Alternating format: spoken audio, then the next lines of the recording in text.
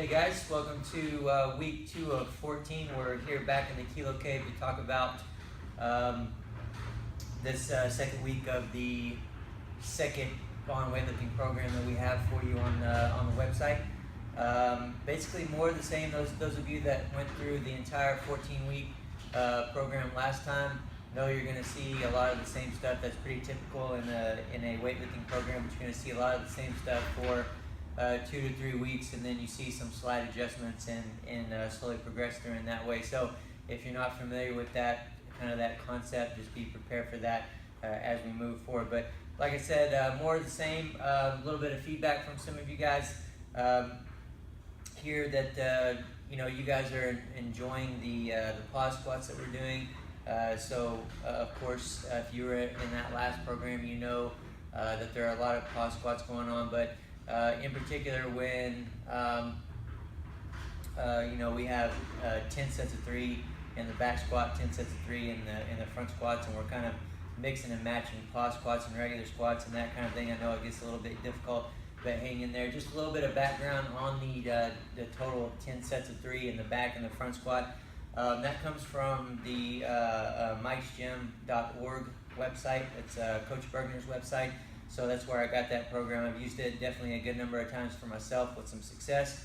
As you'll see, for anybody that's familiar with that program, we've adjusted a little bit, added some, taken some of the percentages down where we're pausing, but still getting the bulk of the regular work in, and then in particular with the front squats, changing a couple of those sets to Frankenstein front squats and then strap front squats. So hopefully you guys are feeling some difference in that already. I know we've only done it for 1 week, but I feel like especially for those of you that need it, in particular for the Frankenstein to force you in sometimes into a more upright position and then strapping yourself to the bar can make your front rack position and your front squat as a whole feel quite a bit better. So let us know how you feel on those things. I'm always interested to hear different feedback in that regard, and obviously if there's any new information or any new feedback that we can get, it'll help us better move forward.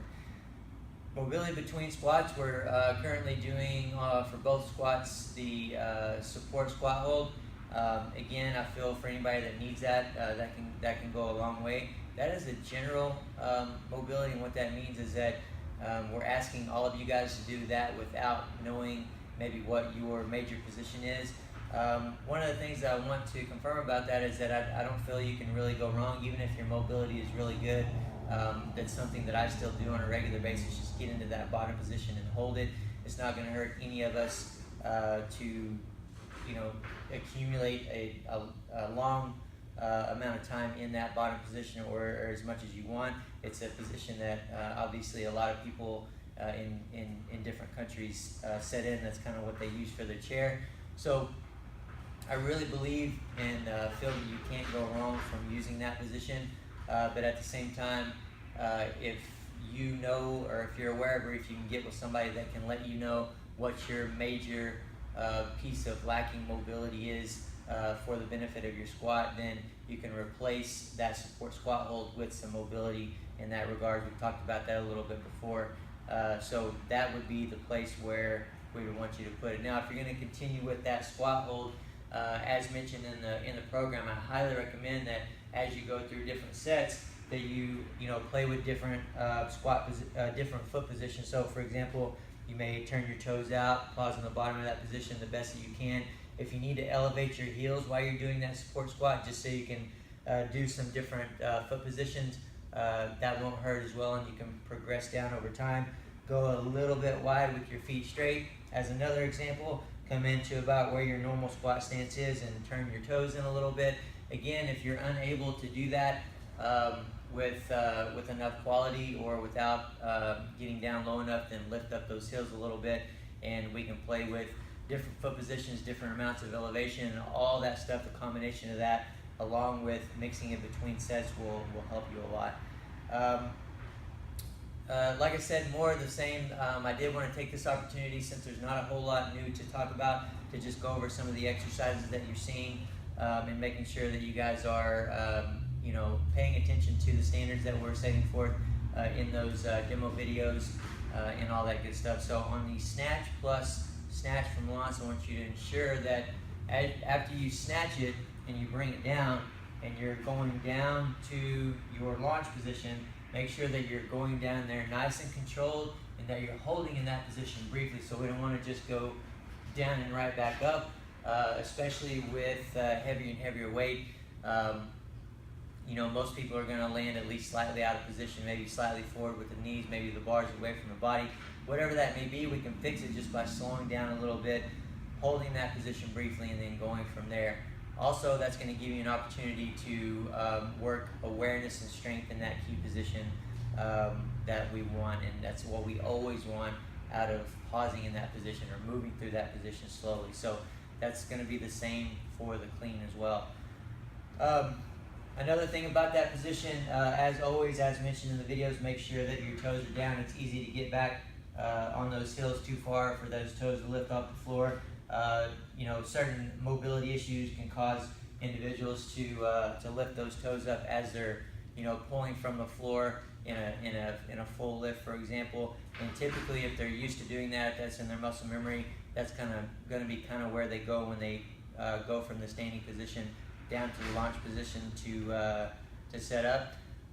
So when you're pausing in that position, pause as long as you need to make sure that those toes are down.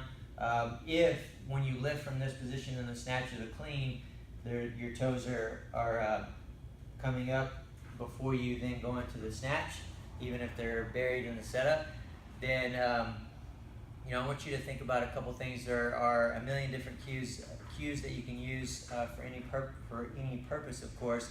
But a couple things that you can do is try to maintain that grip with the floor with your big toe specifically as you're pulling from here up. If that doesn't work, try to slow down just a little bit from here for the first couple inches. See if you can maintain that. Another thing is you can exaggerate.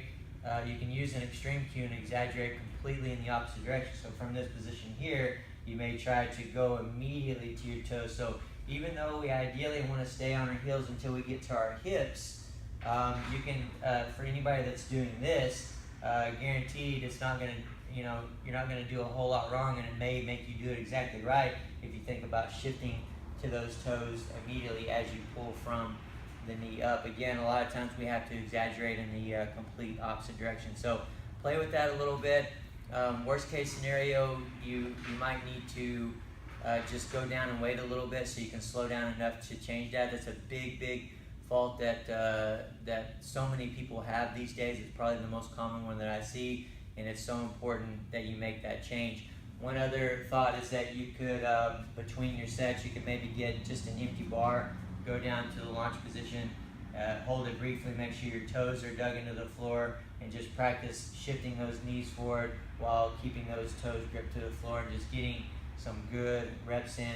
You know, maybe you get in 5 to 10 slow reps between sets. Hopefully you guys understand that concept and get the concept of doing mobility or drills between sets, because we do a lot of it just in general written in. Make sure you're paying attention to the snatch deadlift from block that's being progressed this week. So from a snatch deadlift just to a standing position and relax. And now we're going to add to that, we're going to do a snatch deadlift plus shrug and heel lift. So you're not putting it together, you're going to stop in this standing position, make sure you get your good relaxed position, and then come up, shrug and heel lift, and we'll progress it further as we go through the weeks.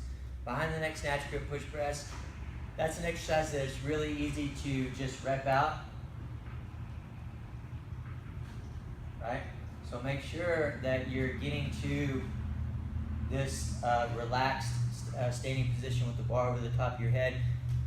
You don't have to hold it for just an extreme amount of time, but for long enough to make sure that you feel more relaxed and tight. I know it's a tough position and kind of a painful one on the wrist for a lot of people, but the more you get to this position and relax, pull that wrist back, lock the elbow and let the shoulder relax down and get used to that position. Bring it back down, hold it briefly. I don't even mind if you bring it back down and bounce it right back up, as long as you hold that position overhead. Give yourself that opportunity to, you know, become more aware of that better overhead position and strengthen strengthen the wrist in that position with that grip.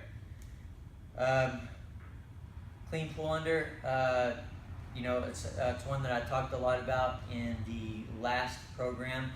What I'm going to do now is just cut to a video of that clean pull under. But what I want you guys to make sure of is that you're going from this dead stop position on the clean pull under. So no dip, no straight dip down, no lean forward, no combo of the two. You're basically just thinking about pulling back and pulling under. So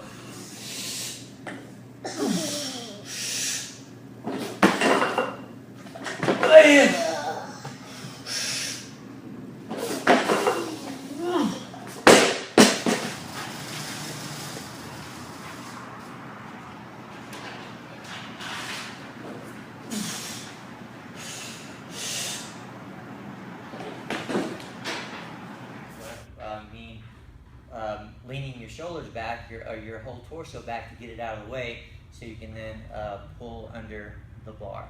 Okay.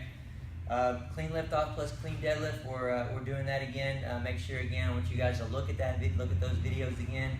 If you didn't already read through the description of those videos, clean lift off and clean deadlift, please do so. I think that'll help you a whole lot, as mentioned last week. That's all we have for you this week, guys. Hopefully you guys are enjoying it. Keep working hard, and we'll see you next week.